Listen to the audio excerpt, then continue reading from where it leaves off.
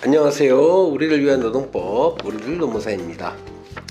근로계약서 작성과 교부가 의무화된 뒤로 일선 노동 현장에서 근로계약서 작성, 교부 관행은 상당히 빠른 속도로 보편화되고 있다는 생각이 듭니다. 그런데 그럼에도 아직 아르바이트생인데 꼭 근로계약서를 써야 합니까? 하루 일용직으로 고용할 예정인데 근로계약서를 꼭 써야 하는지에 대한 문의가 자주 있는데요. 답을 드리자면 단시간 아르바이트 근로자나 기간제 근로자인 경우라면 더더욱 근로계약서를 작성하여 교부하여야 한다는 말씀을 드립니다.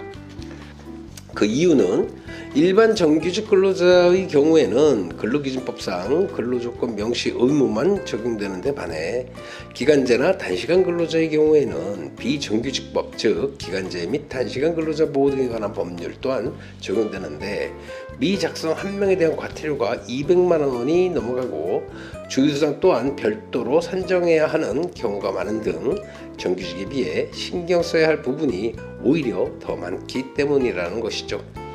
오늘은 이 기간제와 단시간 근로자, 소위 비정규직에 대한 근로계약서 작성 의무와 작성 요령에 대해 살펴보도록 하겠습니다.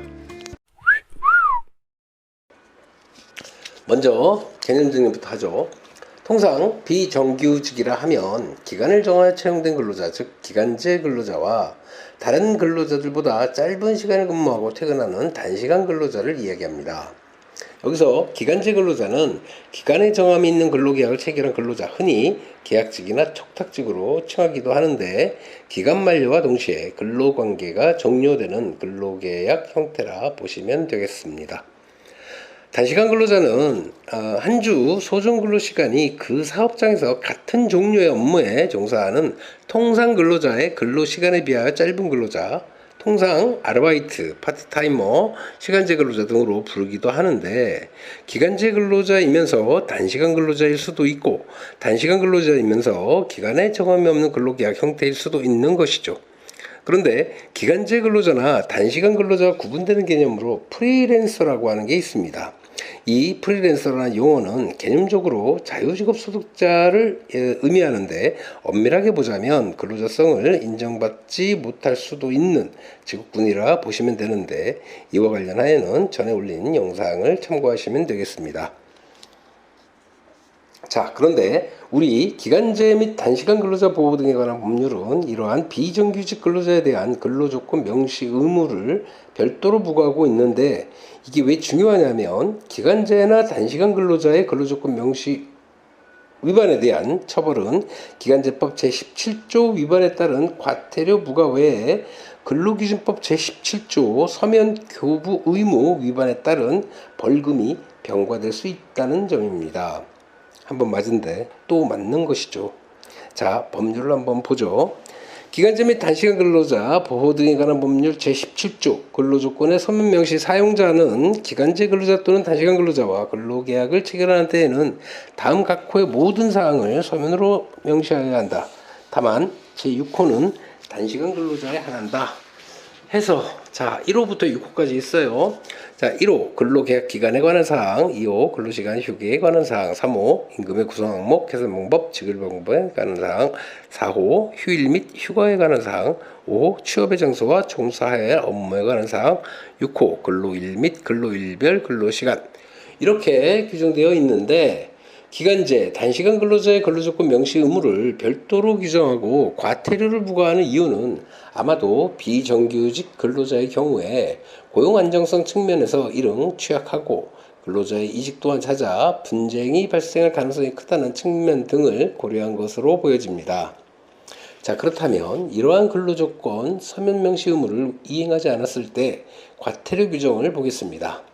같은 법 제24조에는 법 제17조 근로조건 명시 의무 위반에 대하여 500만 원 이하의 과태료를 부과하는데 실제 과태료는 얼마 정도 부과되느냐? 구체적 기준에 대하여 같은 법 시행령 별표에 규정되어 있습니다. 별표 과태료 부과 일반 기준 남목에 보면 고용노동부 장관은 다음에 어느 하나에 해당하는 경우 제2호에 따른 과태료 금액의 2분의 1 범위에서 그 금액을 감경할 수 있다 돼 있는데, 이거 보시면 여러 개가 있지만 이 5호 항목 한번 보면 그 밖에 위반 행위의 정도, 위반 행위의 동기와 그 결과 등을 고려하여 감경할 필요가 있다고 인정되는 경우 등등 있죠. 결국 이건 이런저런 정상을 참석해서 법정 과태료의 절반까지는 봐줄 수 있다 하는 것입니다. 그러니 실수나 업무착오로 고용노동부 신고를 받으면 어떻게? 이런저런 사정 이야기를 잘 이야기해야겠죠. 자, 그런데 세부 과태료 항목을 보면 이게 좀 재밌는 게, 근로기준법상 근로조건 명시의무 위반은 벌금 500만 원 이하로 규정되어 있는데 반해 비정규직법상 과태료 기준은 이걸 항목 건건히 부과합니다. 즉 제17조를 위반하여 근로조건을 서면으로 명시하지 않은 경우 17조 1호, 3호, 6호는 50만 원짜리, 2호, 4호, 5호는 30만 원짜리 과태료를 부과하여 합산하는데, 아예 근로계약서를 작성하지 않은 경우라면 이걸 모두 더해서 50만 원짜리 3개, 30만 원짜리 합계 240만 원의 과태료를 부과하는 것이죠. 그런데 앞서 남목에 2분의 1 감경 조항이 있으니 첫 번째 위반 사업주의 경우 120만 원을 부과하고 2차 위반은 따블, 3차 위반은 따따블 부과하게 되는 것입니다. 자, 이렇게 오늘은 기간제 단시간 근로자에 대한 근로계약서 미작성 시 부과되는 처벌 기준 등에 대해 살펴보았는데요. 기간제 근로자의 경우에 기간에 정함이 있는 근로자이기 때문에 근로계약 기간을 반드시 명시하여야 할 것이고, 단시간 근로자의 경우에는 근로일 및 근로일별 근로시간 기타 제2호에서 5호까지 항목 하나하나를 챙겨서 작성해야 한다는 점 말씀드리면서 오늘 영상 마치도록 하겠습니다. 여러분 감사합니다.